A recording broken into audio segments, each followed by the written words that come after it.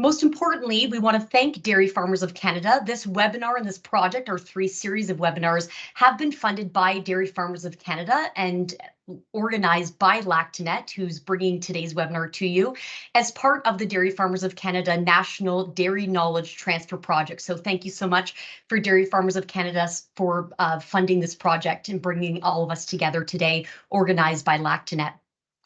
As we shared in last week's overview, our first webinar together was on herd management and feeding. We heard from some wonderful guest speakers and our guest producer, Vivian. But most importantly, this week, we're going to be discussing genetics and manure management together. For today's agenda, we do have a number of people we're going to be hearing from, so really looking forward to our conversation today on genetics and manure management. We're going to be hearing from Hannah Sweet, who we also heard from last week, who's our knowledge transfer specialist in genetics from Lactanet, who's going to be giving us an introduction to sustainability. We have our guest expert, Brian Van Dormel, who's our Chief Services Officer at Lactanet Canada, who's going to be speaking to genetic selection for sustainability traits. We're going to be joined by our guest producer, Stefan Mueller of Stilette Farms of Milverton, Ontario. And then lastly, we'll be talking about manure management and best management practices with Dominique Maxime, who's an expert in dairy production of sustainability and environment with Lactanet as well. So we're now going to begin our webinar listening to Hannah Sweet of Lactanet to kick us off on the introduction to sustainability. So over to you, Hannah. Thanks, Christina. Can you hear me okay? Awesome, all good. So for those of you who weren't with us last week, I'm just going to provide a brief overview of our why behind these webinars. So when we are interested in the environment and how it relates to agriculture production, we can evaluate the impact of different activities as well as how better practices can reduce these impacts. And this can also be applied to issues or contributions from an economic as well as a societal aspect. So the purpose of these webinars is not to cover all of these issues, even if they concern or involve dairy producers or their stakeholders, such as their employees or their suppliers and customers.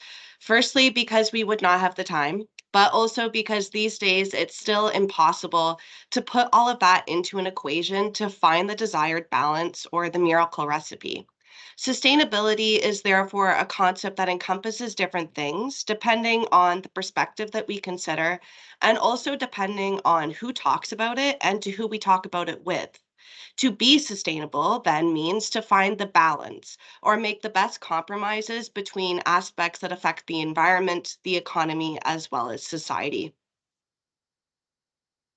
So, our goal is to take a perspective that is in line with the key issues of sustainability, and in particular, the commitments that have been made by the dairy sector that will lead to medium to long term results. For example, these include provincial and national level commitments, such as the NetZero target by 2050 for the Canadian government as well as the dairy sector, with an intermediate target for low carbon milk by then, as well as other national commitments through the Global Methane Pledge to reduce methane emissions by 2030. In addition, there's other national and provincial initiatives such as sustainability strategies and roadmaps.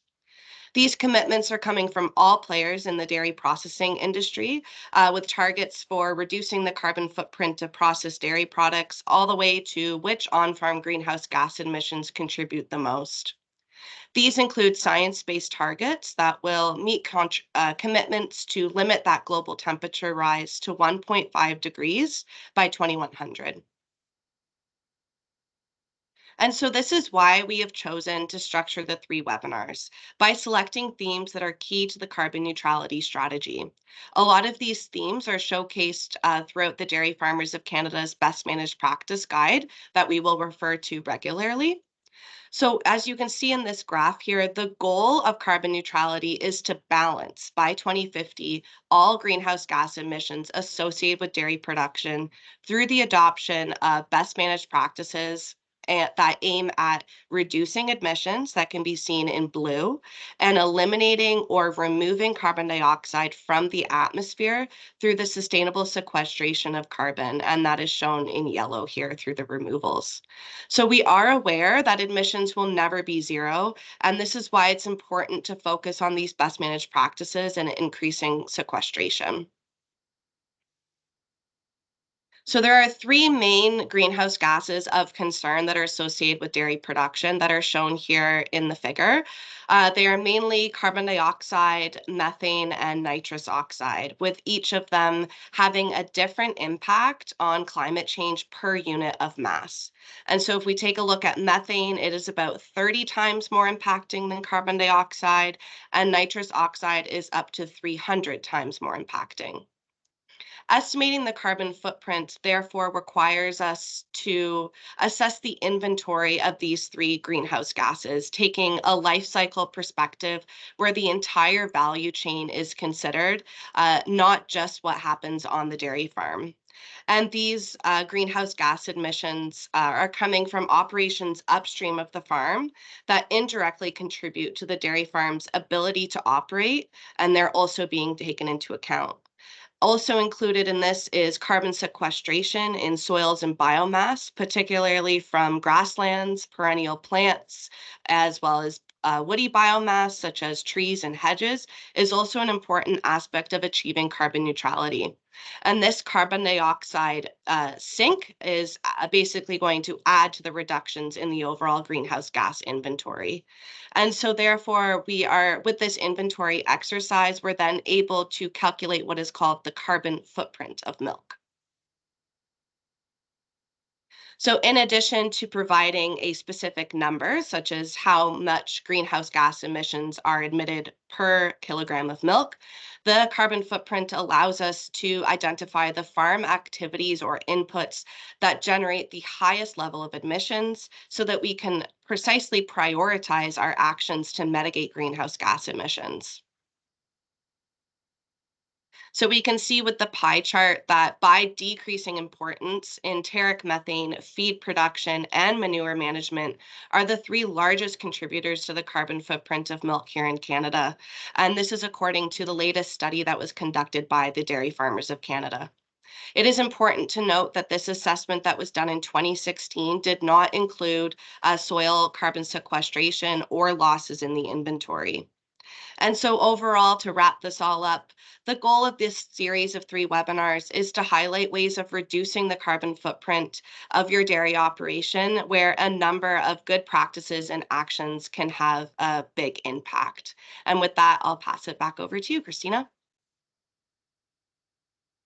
Great. Thank you so much, Hannah. I know it's a lot of information to pack into a great few set of slides there, so thank you. I now have the pleasure of introducing our first guest speaker, who I've had the opportunity to work for previously. Happy to introduce Brian Van Dormel, who's our Chief Services Officer at Lactanet Canada. Brian's professional career spans nearly 37 years involved in the genetic improvement of dairy cattle in Canada. Most significantly, Brian was the general manager of Canadian Dairy Network, known for many of us as CDN, for the 24 years of its existence, before the creation of now Lactanet Canada's partnership in June 2019. For his entire career, Brian has been a member of the Genetic Evaluation Board and involved in the allocation of industry funds aimed at supporting research, mainly in the area of genetic evaluations of dairy cattle in Canada. Directly involved in the implementation of essentially all current genetic evaluation systems and services in Canada. It includes our genomic evaluations in 2009, mastitis resistance in 2014, metabolic disease resistance in 2016, the Hoof Health Index in December 2018, and the first official feed efficiency evaluations in April 2021.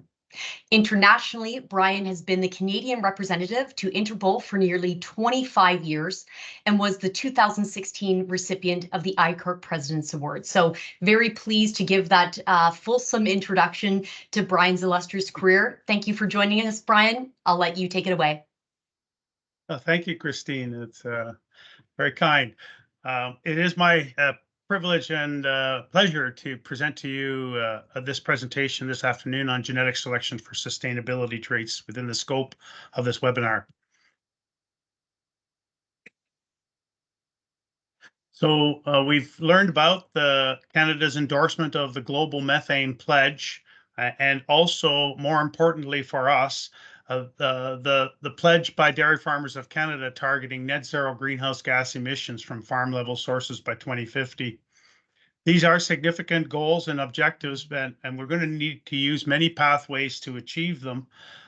And all of them, all of the strategies and tools are going to need to be looked at and utilized. One tool that I'm going to talk about today here is a very major one is the option and the tool of using genetic selection to achieve our goals. The reason is because genetic selection is a permanent outcome, and it's permanent in a way that it also gets cumulative from generation to generation of selection. So Lactanet currently has a toolbox of three traits that are directly related to sustainability.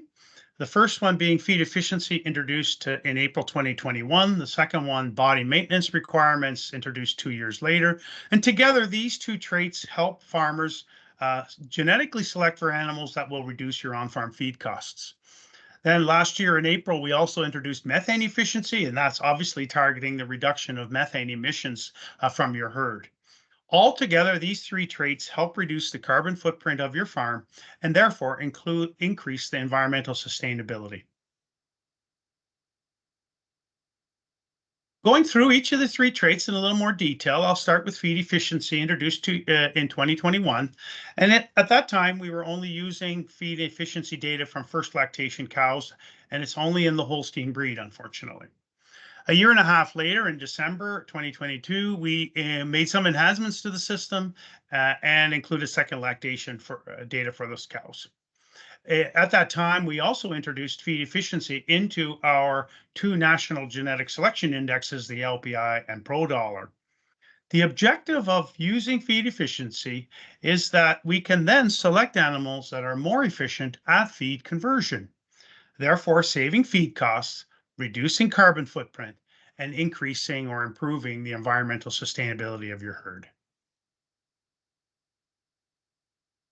A little more detail on our feed efficiency system. We are actually looking at three different traits in each of first and second lactation. First trait is dry matter intake, which is clearly understood. Second is metabolic body weight, which is extremely highly related to body weight that you can measure on a cow. And the last is energy corrected milk, which is actually the yield of production accounted for the fat and protein percentage of the milk. For each of these three traits, we also define two time periods. The first 60 days in lactation or after calving, which is basically your transition period and covers the peak of lactation generally. But then there's another period after that first 60 days for the remainder of the lactation, at least till 305 days in milk. Again, feed efficiency, the target is to identify and select animals that have a better feed conversion, but we are doing so in a manner that keeps this trait independent of production levels and body size. When we want to look at the interpretation of our evaluations for feed efficiency, we express these in relative breeding value terms, or RBVs. When we use an RBV scale, a higher RBV is always better. And in this case, it means that an animal is more efficient in converting feed to milk production. In terms of specific interpretation, a 5-point increase in feed efficiency translates to a decrease of 80 kilograms of dry matter intake in first lactation and approximately 120 kilograms dry matter intake in second lactation. For every 1-point increase in feed efficiency, there is therefore a $25 savings in feed cost per daughter. So if you have multiple daughters, this can be multiplied by the number of daughters of the sire you would have. Each 1-point RBV for feed efficiency above or below 100 impacts the LPI formula by 10 points and the ProDollar formula by $25. We use relative breeding values for these traits, but also for all functional traits. And in that sense, we talk about a scale where the average is 100 and the standard deviation is 5. What I mean by that is that generally the animals will range 15 points or 3 standard deviations. So the poorest animals of the breed will be around the 85 or lower, and the best animals of a breed will be close to 115 or higher. This helps make the interpretation easier. Here on the screen, we have a bull, an example bull that has an evaluation that we're listing here for the 3 sustainability traits we're referring to. For sires on our website, we also indicate a measure of the expected daughter performance of each sire for each of these traits. And you can see on the right-hand side of this screen, there is a daughter performance label there with a question mark, and clicking over that question mark or hovering over it, you will understand the interpretation of the numerical value that we're presenting. Here for feed efficiency, this example bull has a value of 106, and it happens to translate to 106.2 kilograms less dry matter intake per lactation after 60 days in milk. Now, this 106 and 106 is not a one-to-one relationship. If this was 105 evaluation for feed efficiency, it would have translated to about 88 kilos less dry matter intake. So it's around 18 kilos of dry matter intake per point, different from 100. For body maintenance requirement introduced last year, the objective is to provide a second tool to help reduce feed costs, reduce carbon footprint, and improve the environmental sustainability of your herd. It considers feed for maintenance requirements solely as a function of metabolic body weight. So we know that bigger cows, bigger animals require more feed just to maintain their body size. That's what we're talking about here. Smaller animals require less and bigger animals require more. So keeping feed efficiency and body maintenance requirements as separate traits allows producers to decide which one they want to select for and how heavily they want to, how much emphasis they want to put on each.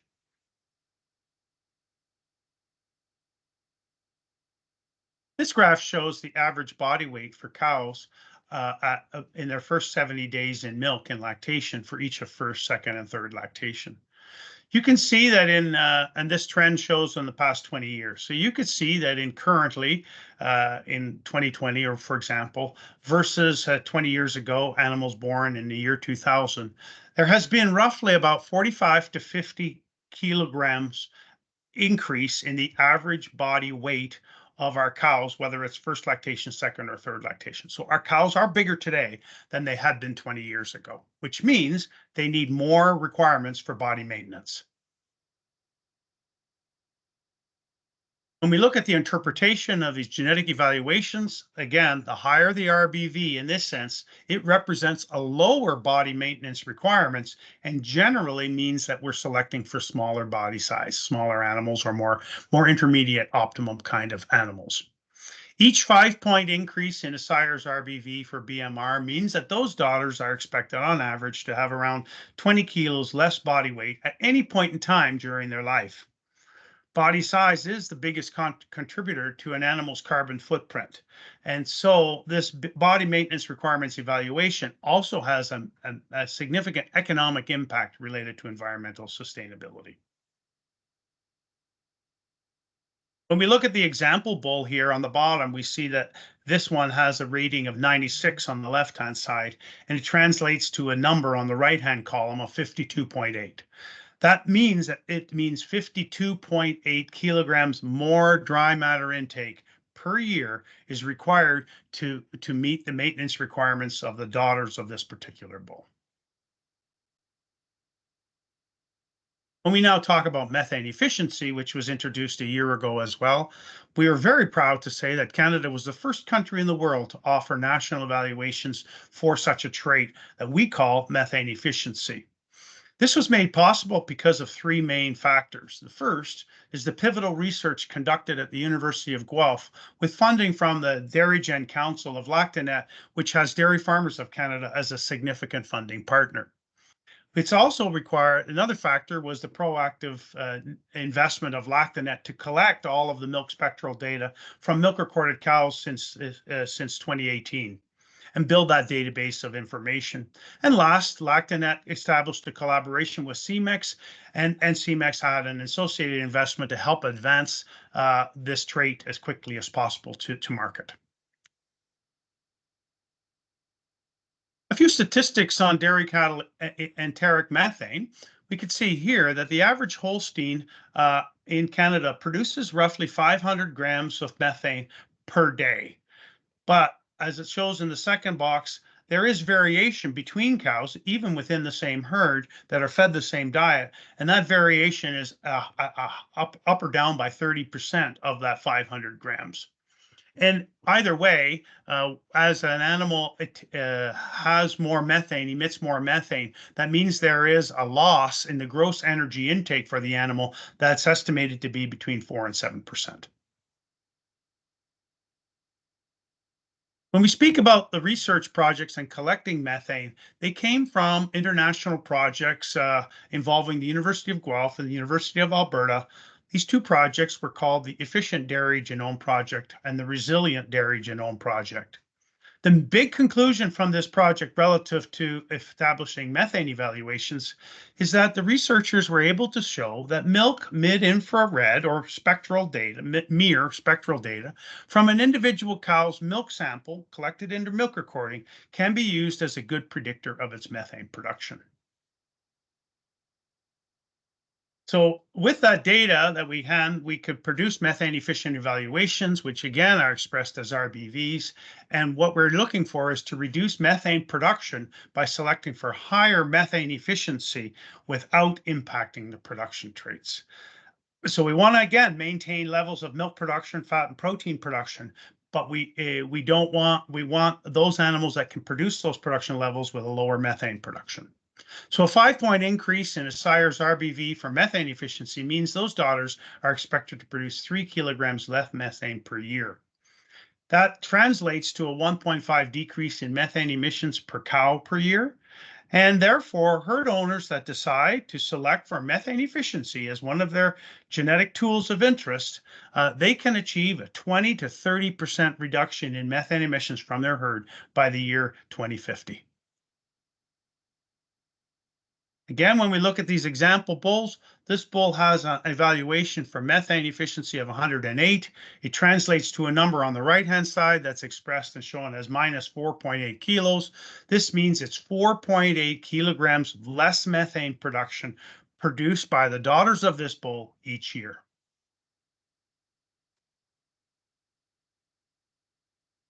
Methane efficiency is a new trait. LactaNet evaluates over 100 traits and indexes on all of our animals, and we looked at the correlation between methane efficiency and these traits.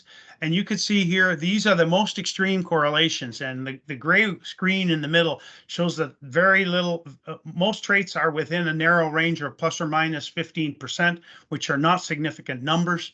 And we can conclude two things from this. First, that methane efficiency does not have any significant unfavorable correlation with any other evaluated trait. And that means that it's all, and secondly, that feed efficiency, that you cannot just select for feed efficiency, assume that you're also selecting for methane efficiency. If a farmer wants to make progress in both of these traits, you have to use both indexes independently. And last slide here is that we want to talk about a selection strategy for improving these sustainability traits. And the first thing that you have to be aware is that all of these evaluations are available on the LactaNet website for males and females. So the information is available. You can start by selecting animals above an average of 100 to start making some degree of genetic progress for these traits without sacrificing any other trait or your sire selection objectives. But for a faster progress, you should select males and females that have an RBV of at least 105 as the parents of your next generation of replacement heifers. Remember, genetic gain that you make in your herd is permanent and it is cumulative because it goes from, and it is transmitted from parent to progeny. So that means it's cumulative from generation to generation. I'd like to thank you for your time and welcome any questions if there are any. Thank you. Great. Thank you so much, Brian. A lot of information in a short amount of time that I'm sure we're still processing. And as we mentioned, please feel free to put your questions in the Q&A box if you do have some for Brian as you're thinking about the information that he just took us through on genetic selection. And Brian, maybe I'll just start with a question I have. Are there plans to have these traits available in other breeds or included in an index, if you don't mind taking us through that? Yeah, so the collection of all of this data comes from research herds, and those research herds are focusing on Holstein cows. So we do not have any of the phenotype or performance data for any other breed at this point in time. So in the short term, the answer is no.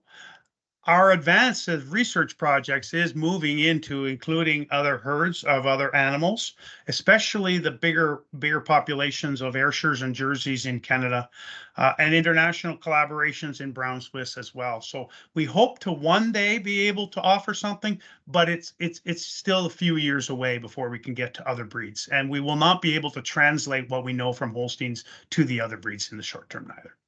Okay, good to know. Now, question from Stefan Mueller, who we're going to be hearing from him as our guest producer shortly after this, but he does have a good question that I'd love for you to answer for everyone. If a breeder wants to consider feed efficiency to make the biggest impact, do we need to incorporate body maintenance to be most effective? No, they're independent traits. So sometimes if body maintenance is basically going to say, I don't want such big animals. And if I have more moderate sized Holsteins as an example, or any breed, then I'm feeding them less just for the maintenance.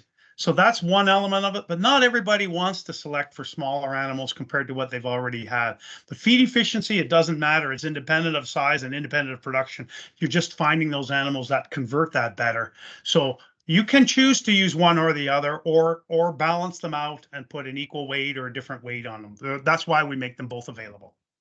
Yeah, that's great. It makes me think about the whole conversation about our Canadian breed and how we're known right around the world for the type of cows that we breed. And of course, that won't be sacrificed in this Yeah. conversation about sustainability. We are working on a modernized LPI formula that'll be introduced next year in April 2025. And we do expect that these traits will be all together in an LPI, and we will have recommended weights that they be placed upon them. But farmers can still always tweak at the end of the line when they're selecting their sires and their mating decisions. That's great. Thanks for the intel on that one too, Brian. Yeah. Well, we really appreciate the time with you. We know that time is of the essence, of course, in your schedule. So appreciate all that insight that you were able to bring to our producers today who are on the line. We're fortunate to, of course, next have our guest producer who asked a really diligent question, Stefan Mueller, who's from Milverton, Ontario, Stilette Farms, and he's going to be interviewed by Hannah, who we heard from earlier, our knowledge transfer specialist on genetics, about the role that genetics has played on his farm and keeping sustainability in mind. So with that, we'll look forward to hearing the video of Stefan with Hannah.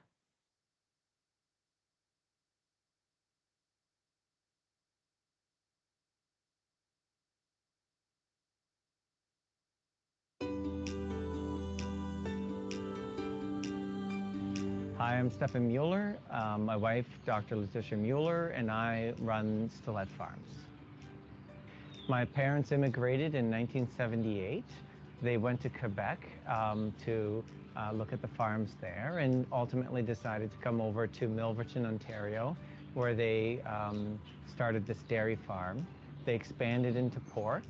My brother and I separated those businesses, and I run the dairy, and my brother runs the pigs. My wife and I have 3 kids. My oldest son is 17. My middle son is 15, and my daughter is 13.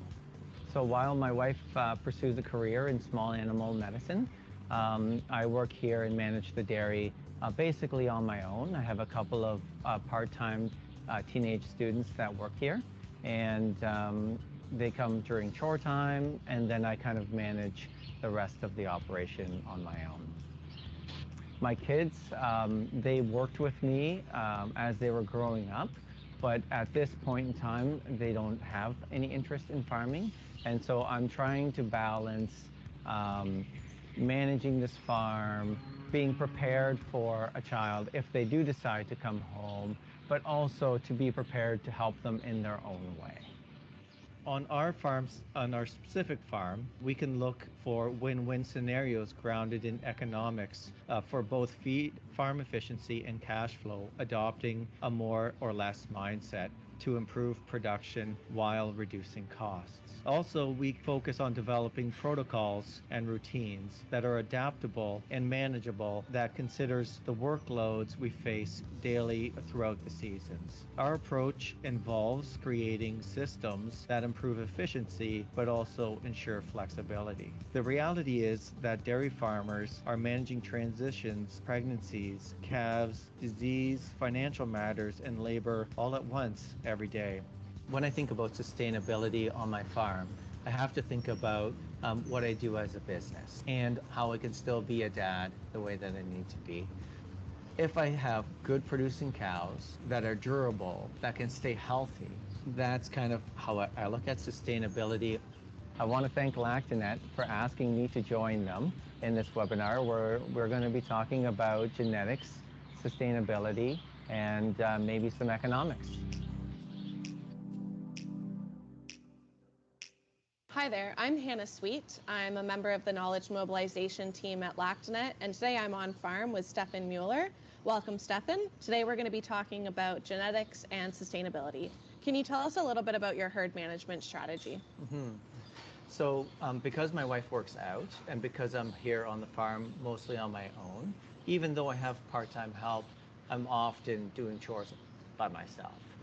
Basically, I have to try to develop systems and protocols so that I can operate things kind of with ease, even through times of uncertainty, like during harvest or different seasons, because things kind of just come together in weird ways. So I still have to give calves colostrum. I still have to make sure the cows are freshening okay. I still have to get cows pregnant during those times. And so I kind of work around my protocols in a way that still allows me to get other things done. So for the past several years, you've been well above breed average for, in terms of genetics for production, LPI, pro dollar, and a lot of the functional traits. I think this is a great representation of the sires that you're selecting, as well as the genetic technologies that you're investing in. Can you tell me a little bit about your breeding strategy and the role that genetics plays in it? My breeding strategy's changed over the years. I think, when I first started farming, our goals were kind of like try to get more production, try to improve conformation, to try to get that balance and high producing cow. But what happened over time was that I would hit these roadblocks. Cows would get sick, or they would, be lame, and so what I wanted to do was improve my herd first from the health perspective, and then go after the production after. When I look at pro dollars, for example, and I've used pro dollars now basically since it came out, I kind of flattened off, and I kind of culled my heifers intensively based on their level of disease resistance. And my thinking there was, if, let's say, this were the medieval times, and if I had an army, but I only gave my soldiers axes and swords, but I didn't give them access to shields, they couldn't protect themselves. Mm-hmm. And so if you think about good soldiers that could fight well, but died because they couldn't get, through those battles, you can't win a war like that. It's a great analogy. Thanks. Yeah.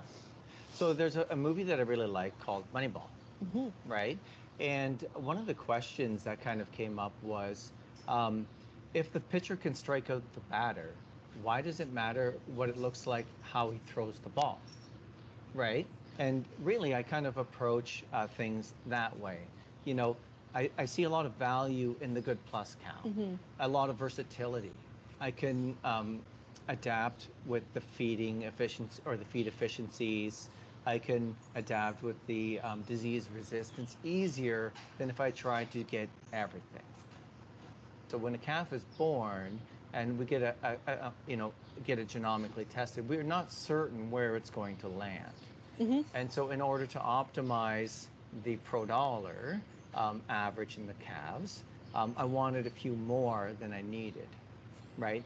But now we started using biopsied embryos, And with those, you would kind of know before we implant them where they're going to be.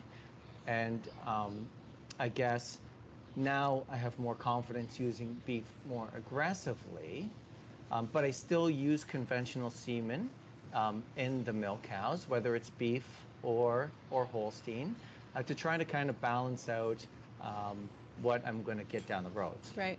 And what led to that decision to ultimately start trying to use and using more frequently biopsied embryos? Well, basically, I went to a DFO meeting, and at that meeting, they said they were expecting, 10, 20% more quota in the next, I don't know what it was, 10 years or something like that. And then, but in my barn here, I'm almost full, or I am full. And so I was looking at ways to expand the operation. And I was looking at building a new facility and adding more silos. But then I also needed more land. And so these all started to cost a lot of money. And so I kind of realized, well, actually one of my neighbors was using biopsied embryos, and I'm not sure what his strategy was, but it got me thinking. Maybe if I use these elite embryos where they have the disease resistance traits that I want, where they have the pro-dollars the way I like it, I could produce more per stall, keep my facilities, and if I need to expand later, I have more income to do that. Makes sense. Yeah. Can you tell me a little bit about your genomic testing strategy? Yeah. So I first started testing in 2009. Awesome. We did about 15 animals. I had a cow of interest at the time, but it was really expensive, and I was kind of experimenting. It wasn't until 2018 when I decided that I wanted to genomically test all my animals, and that was more or less around that disease resistance strategy that I was kind of approaching. I tested all my heifers at that time. So basically we could include, calves going back to 2016, and I've been testing calves ever since. When they're born, I take a sample and then I mail it off. Usually there's 1 to 4 samples that I'm mailing at a time. And yeah, so in terms of what I do with that information, you're probably wondering that as well. Yeah. So I think in the early days, it was kind of easy because I took the culling approach strategy. It was like those calves weren't good enough for what I was looking for. I'll get rid of those animals.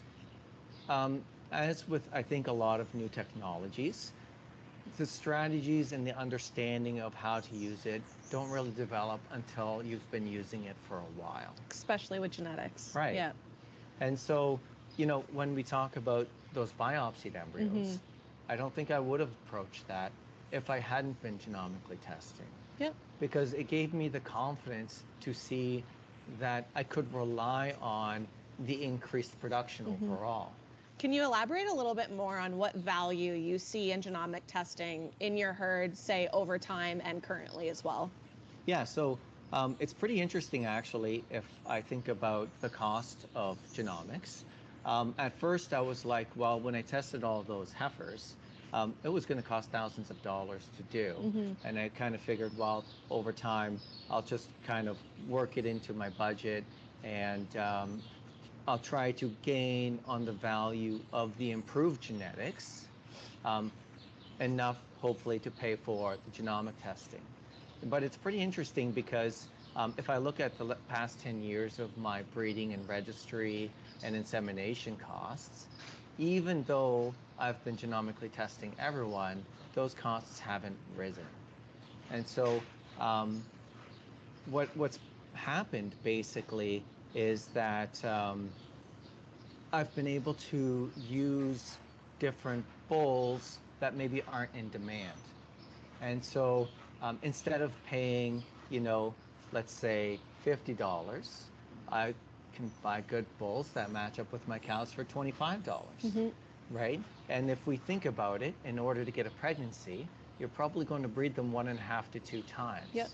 And so the cost of genomics could be worked into your breeding strategy in an efficient way. Yeah, and I think you've done an excellent job of that. So I know you use ProDollar as your base selection criteria. Is there any other traits that are important to you when you are making those decisions? Yeah, so I actually use 2 indexes Okay. as my priority. One is the Immunity Plus index, and that's kind of where the disease resistance comes by. And I use ProDollars. They're kind of like 1A, 1B in terms of importance to me. ProDollars is great because it includes those diseases, right? But immunity is great because it kind of looks at it from a different angle. And so I'm kind of tackling 2 birds with 1 stone there. When I look at ProDollars, I kind of also look at fat percentages, kilograms of fat. That's important to me. I look at Cavanese to a degree, but Cavanese has improved a lot in the last number of years, and I've been able to leave that alone. And I think that's the beauty of genetics and all these traits that we have. We're consistently developing new ones, and so you can sort of pick and choose which Right. ones are meaningful to you and your herd, right? Yeah, exactly. So we know that there's many genetic traits that have been around for a long time that contribute to herd sustainability. 2 of the most recent ones that I'd like to highlight are feed efficiency and methane efficiency.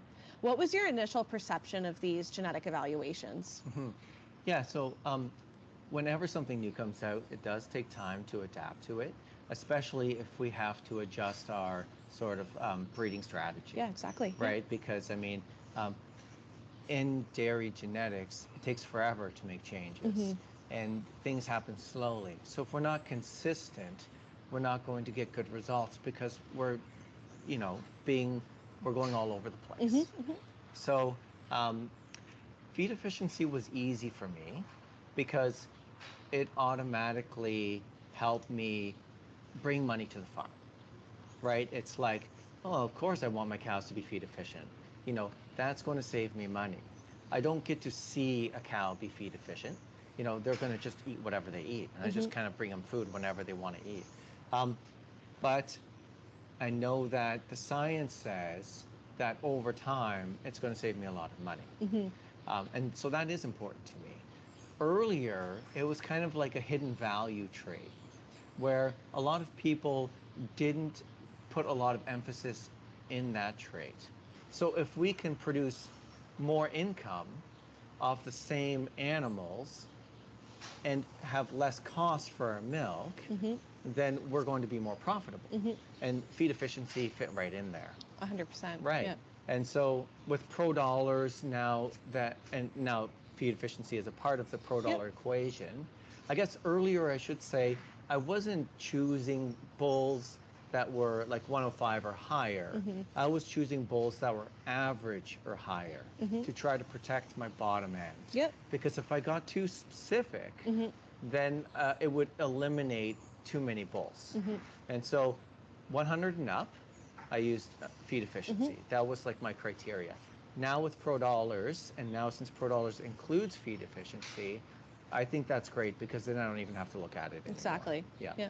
And so in terms of methane efficiency, I think it's great because we have this new NetZero 2050 that we have to look out for. Yep. And it's going to be a tool that we can use. Do you see yourself incorporating methane efficiency in your breeding objectives in the future? Well, the question I got to ask myself first is how much methane and how much emissions am I producing on my farm right now? Because I really don't know, to be quite honest. Yep, and that is actually, sorry to interrupt you, that is actually a project that we're working on currently, is measuring that on-farm impact. To be able to calculate. Yeah, right? exactly. And then we can go from there, right? Like if I can, if there is some sort of economic value that comes of the NetZero 2050, and if I can incorporate methane efficiency into that breeding strategy, I mean, that's the easiest way for me to lower my emissions. It's kind of like one of those things that you just do that doesn't take any more time because I'm already breeding these animals. And if I can get them to help me reach my goal, just doing what I'm doing, I mean, that fits in with my whole sustainability strategy of trying to make protocols and things simple so that it's resilient in terms of its adaptability. Exactly. At the end of the day, it's a combination of different factors, right, that are going to lead to that net zero target. So it's not just genetics, it's also nutrition strategies, Right. it's also management Right. strategies Right. too, right? Right. So I know that we're only focusing on Yeah. genetics here today, Yeah. but there is Yeah. more to it than that. That's right. And the target is still in 26 years from now. And they're working on a lot of different ways of approaching this. And that's the beauty of science and the way that it grows, right? Like, so earlier we had to do a lot of studies just on the basic things to understand how a cow even works. But now we're going very deep into understanding the animal, and feed efficiency through nutrition is going to help us, like you said, as much as the genetics end. And putting everything together will hopefully get us there. Exactly. Without the stress and the complications. Where do you see the perception of breeding going in the future for terms of your herd and then also for the industry as a whole?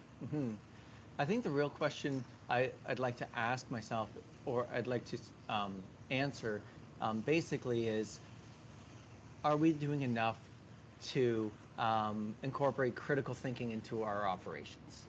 Because at the end of the day, we have to question our own judgment. We have to look into kind of the areas in our mind that we don't really want to see. Because if we want to make good choices for our farm, we have to come with a realistic view. And so, like going to your question there about feed efficiency, and that it's an evolving breeding strategy, trying to be consistent in terms of reaching my goals, but also flexible in that the the the the end might not be exactly the same in one path, but we still have the goal at the end of the road. Maybe we want to retire on a beach. Maybe we want to retire in a cottage. But we want to retire, and we want to have enough money to do that. Well, thank you very much, Stefan, for welcoming us onto your farm and for talking to me about genetics and sustainability. I really appreciate your unique and diverse viewpoints. Thanks. It was a lot of fun.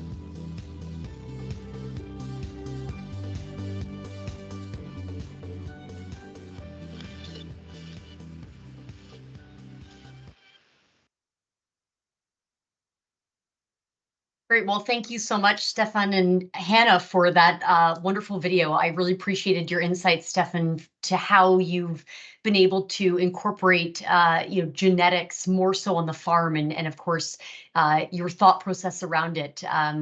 Now we do have Stefan with us live, so please feel free, anyone who is wanting to ask some questions, please put them in the Q&A section at the top of your screen. We will be taking questions if you'd like to ask. I guess for me, Stefan, because I really did, of course, appreciate your analogy that Hannah said. It was a great one. It I think visually helps our farmers, of course, when you're talking about medieval times and access to swords. But if you don't have access to the shield, it doesn't matter how good you are with the sword. And of course, you mentioned the movie Moneyball too, which maybe some of our farmers will go and watch tonight or can relate to how good of a movie it is.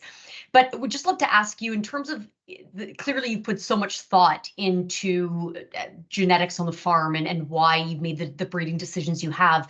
But besides genetic strategies, what other sustainable practices do you have on your farm that you can speak to, that speaks to what Hannah was talking about how genetics is just one area, of course, of improvement for our sector when it comes to sustainability? So, Stefan, if we can reach you, I'd love to be able to have you answer the question. Yeah, thanks a lot. No, I thought it was a lot of fun, and this has been a couple great presentations there from Hannah and Brian, so I wanted to thank them for that. I guess in terms of sustainability for my farm and the way I kind of look at it, I have to consider my family first. If they're happy and healthy, I mean, that's my number one priority. I mean, to me, there's no sustainability without that. I also have to have happy and healthy cows. If I don't, I mean, I won't be as profitable as I would be in that case.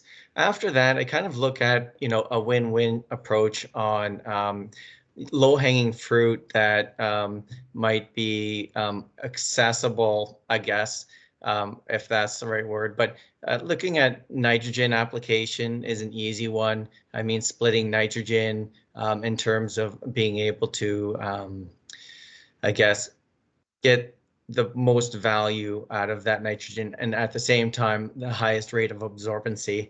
And then I also look at crop rotations, which I think honestly, in general, dairy farmers do a great job at anyways. We have alfalfa, corn, wheat. These are all great things to have in a rotation. In terms of the underappreciated forms of sustainability, I really think that off-sync and a very efficient reproductive system on the farm is the best way to convert feed into milk. We need the cows to be able to get pregnant as fast as possible, and peak lactations, they make the most income. So hopefully that answers your question. And yeah. It does. It definitely provides that full perspective. Of course, when we were talking last week on our first webinar about, how sustainability isn't just the environment, right? It's the social aspect, of course, the economic aspect of it too.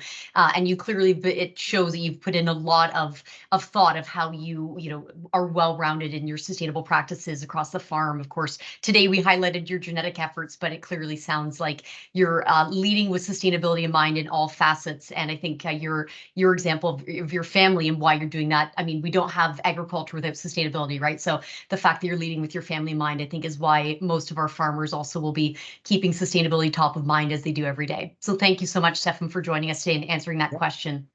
Thanks.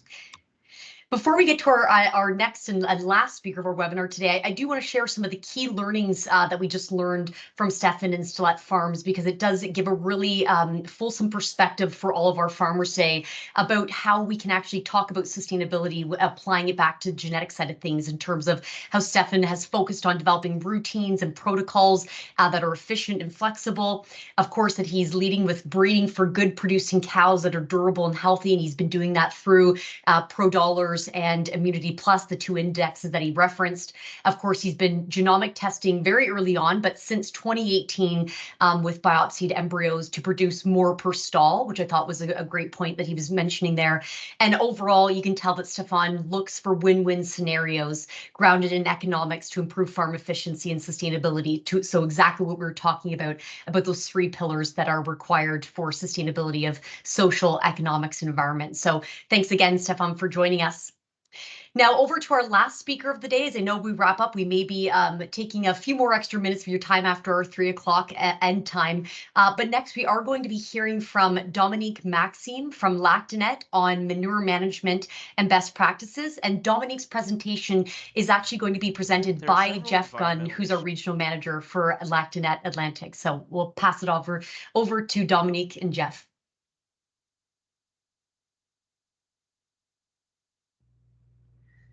There are several environmental issues associated with emissions during manure management. A distinction can be made between emissions associated with manure storage and emissions that occur following the application of manure to fields. Therefore, it's not just about greenhouse gases. And there are other environmental issues associated with manure management besides climate change. While emissions during storage are an issue specific to manure and do not concern mineral fertilizers, it should also be kept in mind that emissions following field application also exist for mineral fertilizers, even if they are quantitatively different from one fertilizer to another.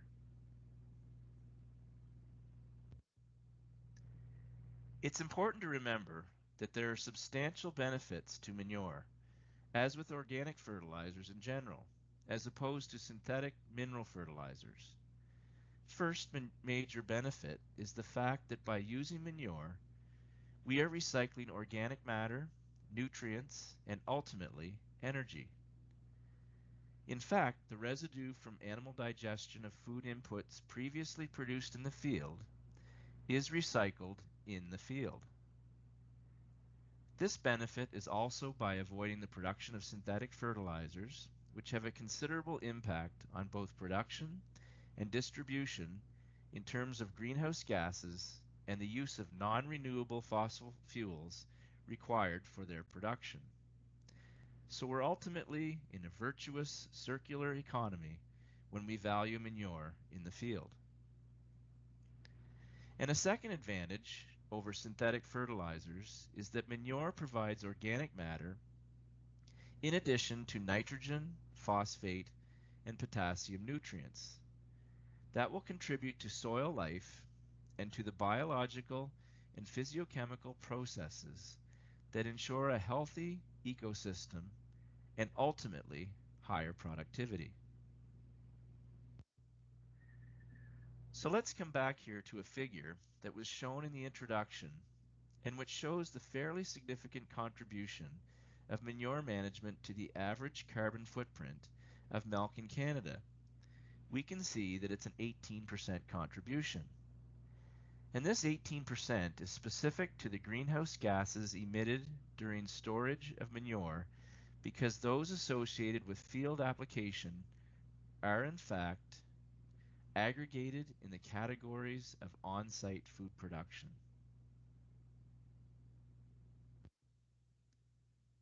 So the level of this contribution is ultimately representative of the different management modes that have been put in place among all producers in Canada, as assessed in the most recent study carried out for Dairy Farmers of Canada. We'll see later that some of these different methods emit less greenhouse gas than water, and we can already see here that liquid management is in the majority and that the most widely used practice is that where the pit is neither covered nor unestablished formation of a crust on the surface, which tends to maximize methane and nitrous oxide emissions.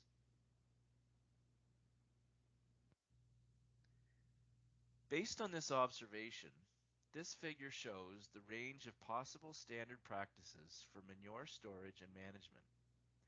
By standardizing to 100% the vertical red line on the GHGs emitted by the most common practice, i.e. storage in liquid form with no cover or crust on the surface of the slurry pit. In other words, the modes whose blue bar is to the right of the red line emit more GHGs, while those to the left are modes that reduce GHG emissions compared with liquid management without covering or crusting the surface of the manure pit. It should be borne in mind that we're talking here about GHG emissions, methane and nitrous oxide, during storage and not about the manure management life cycle. In other words, infrastructure, energy use, and other activities, for example, application and field emissions, are not included. Shown here in green are management methods that can reduce these direct emissions by 15 to 25% compared to the most widespread practice. These include solid storage, composting, and anaerobic digestion. We can also see that even with liquid management using a pit, reductions of at least 5 to 10% are possible, as you can see in the orange box. Many manure management systems can show significant GHG mitigation potential. However, when whole farm operations are considered, including field operations and net farm profit, the most cost-effective option is often the covering of the liquid manure storage unit. It lessens the manure volume, nitrogen loss through ammonia volatilization, thereby reducing fertilizer and manure spreading costs, increasing crop sales and profits, and enhancing the whole farm nitrogen and GHG footprints. Liquid manure acidification also can provide an additional reduction in GHG at limited additional cost.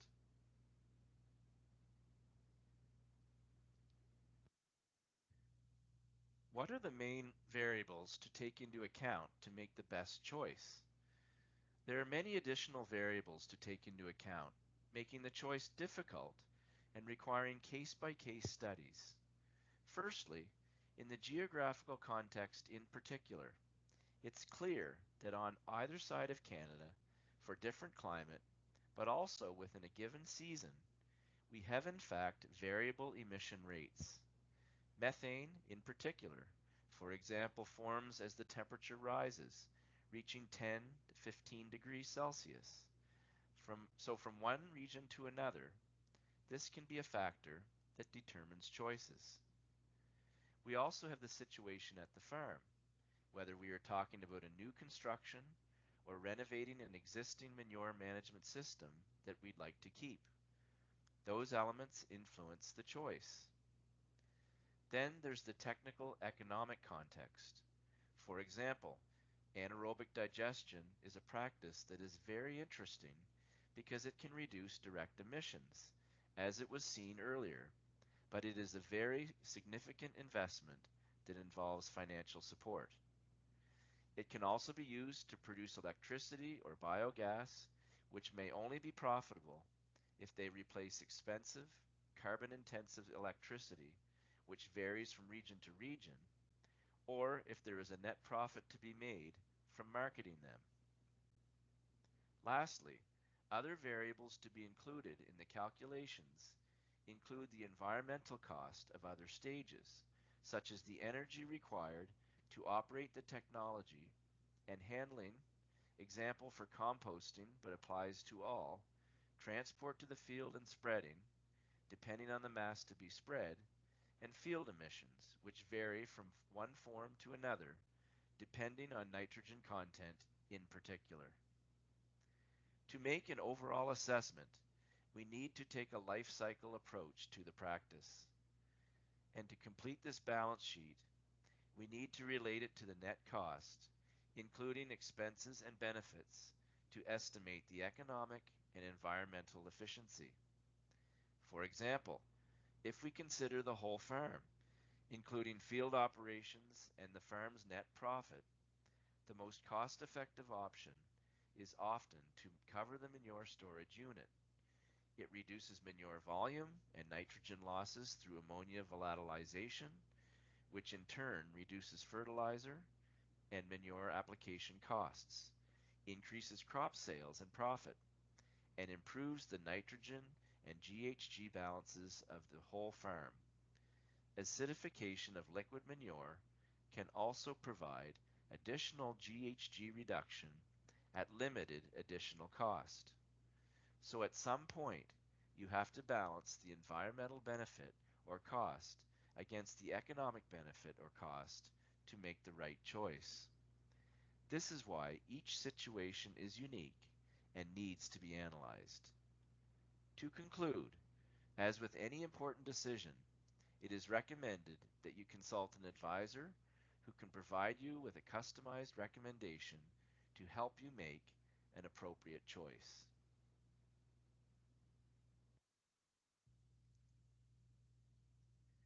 Manure production is inevitable on dairy farms. Proper manure management can maximize the benefits of manure, minimize costs, and reduce negative impacts on crop production systems and the environment. Every farm is unique, and that means you have the opportunity to implement strategies that make sense for your operations. We hope this information has given you some things to think about when considering what is the best choice for you. Thank you.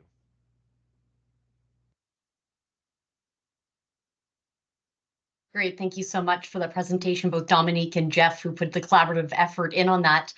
Now, we won't be taking any questions. We won't have time to take questions with Dominique, but I do appreciate, I know Murray had asked a question in our chat Q&A function, and thank you, Stefan, for answering that question to him, asking about, do you know of other farmers who are following the same breeding approach to using Immunity Plus and Pro Dollars as the two indexes? So appreciate you answering those questions in our chat function.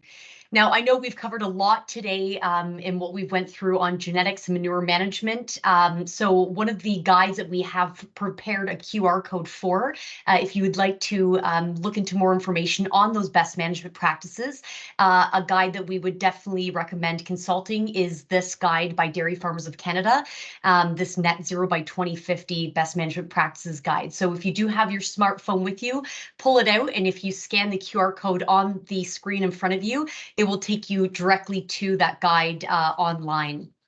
Of course, there are also a number of other incredible resources out there that Lactanet and Dairy Farmers of Canada are providing on the topic of sustainability. So again, if you scan the QR code in front of you, you will be able to access a number of these resources from Dairy Farmers of Canada, of course, on the ProAction Initiative itself, and from Lactanet's website. But as we mentioned at the beginning, this has been recorded, and we will be putting this recording up on Lactanet's website. We will be providing a link as well, and the recording will be sent out to all of those who registered for today's event. But again, the QR code in front of you will speak to all the programs and incentives that are there for you when you're thinking about how to apply these on-farm sustainability strategies. Again, have to thank Dairy Farmers of Canada. A huge thank you for funding this webinar, of course, organized by our Lactanet team as part of DFC's National Dairy Knowledge Transfer Project. A huge thank you today as well to our speakers, to Hannah, Brian, Stefan, to Dominique and Jeff for making today's topic available to us to take in the information and learn from. And again, thank you to all of you for joining us and attending. We're hoping to see you at our third and final webinar next Thursday, again at the same time, same place, next Thursday, March 28th at 2:00 p.m., where we're going to be talking about soil management and feed production. See you again soon, and enjoy the rest of your day.